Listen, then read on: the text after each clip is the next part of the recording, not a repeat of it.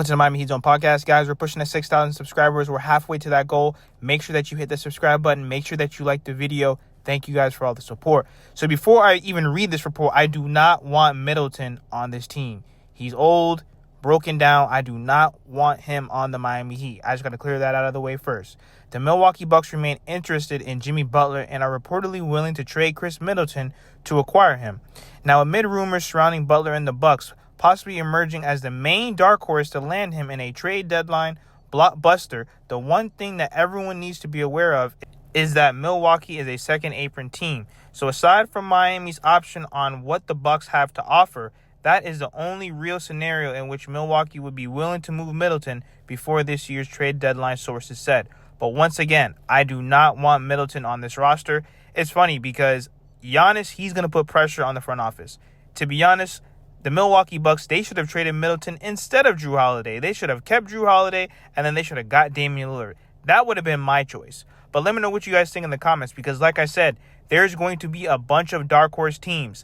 Now, obviously, this all comes down to what is going to be done in that meeting with Mickey. Once we get the results of that meeting and how we move forward tonight, especially how we're going to be playing Denver in a few hours. So how is Jimmy Butler going to be on the court? Is he going to be trying on the court? Is he going to be trying to increase his trade value? I think if he comes out and he balls out for the next few weeks, then the Miami Heat can see maybe are teams willing to increase their trade in terms of, are they going to add a Kuminga from Golden State? Are other teams going to get involved? That's really what it comes down to, guys. I know that Jimmy Butler wants his money. He's still making $48.8 million this season. He said it himself. Even if he stays, he's going to opt into the $52 million next season because no other team besides the Detroit Pistons are going to be able to give him that type of money.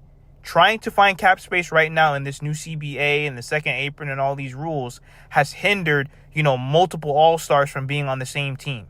It's very hard because most of these owners are not going to pay into the luxury tax. So when it comes to the Milwaukee Bucks, I just really don't see how the Miami Heat can benefit from anyone on that roster.